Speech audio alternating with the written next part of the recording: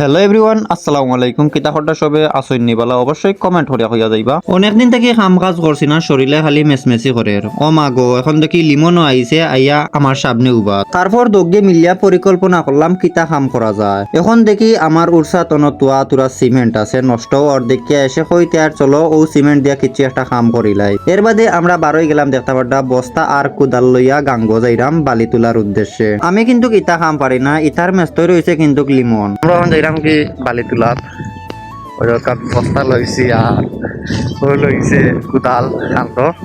আমরা বালি তোলা যেতাম গিয়ে আমরা একটু কাম আছে। আর ওই দকা পাঁচে লোকে কিছু যে বলে ওই দকা অগ্রহণ বইয়া বইয়া আসে রো। তো ইতা করিয়া হইতো না, ভিডিও বানাও।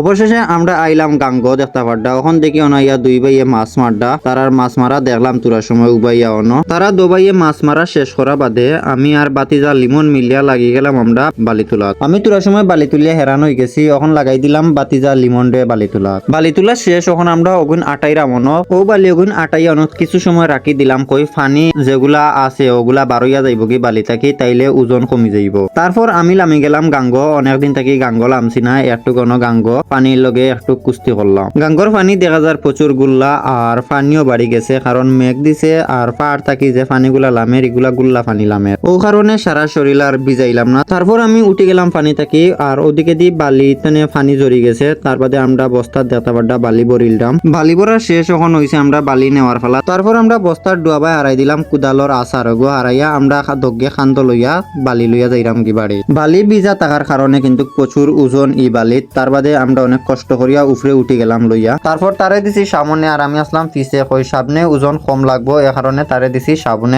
আর আমি পিছে পিছে যাইরাম দেখতে পাড্ডা তার লগে। অবশেষে আইলাম আমরা বাড়িত। আইয়া আমরা সেলাইটে অন বস্তা থই দিলাম, তৈয়া আমরা এখন কংক্রিট আনিয়া অন ডালমু। তারপর কংক্রিট নেওয়ার ফলা তার বাদে অন দেখাম আস্তা কিছু ইট রয়েছে, এগুলো আমরা কুদালর না দি বাড়িয়া বাঙ্গিয়া ছোট ছোট টুকরা বানাই লিলাম দেখতে পাড্ডা। তার বাদে আমি বাঙ্গা একটা বালতি লইয়া আইছি। তারপর ও বাঙ্গা বালতিত কংক্রিট তুললাম, তুলিয়া নিয়া আমরা মশলা যেন বানাইমু অনন্যা ফালাইলাম। এরপরে পানি আনার ফালা তার বাদে অনেক একটা বালতি দেখাম বড়া আছে, ও বালতি লইয়া আইলাম দেখতে পাড্ডা। তারপর ও বালতি থেকে তার পরিমাণ মতো পানি দিল, পানি দিয়া মশলা মাখলো। এরপরে আমরা দেখতে পাড্ডা মশলা মাখা আমরা কমপ্লিট হয়ে গেছে। তারপর আমরা পাক বড় বেসিনর তলে আনিয়া আমরা ও মশলাগুলা ডাললাম। আর আমরা লিমন মেস তৈরি খুবই সুন্দর করিয়া ইগু ডিজাইন করডা দেখতে পাড্ডা, খুবই সুন্দর হইছে। তার খাম খুবই ভালো লাগছে।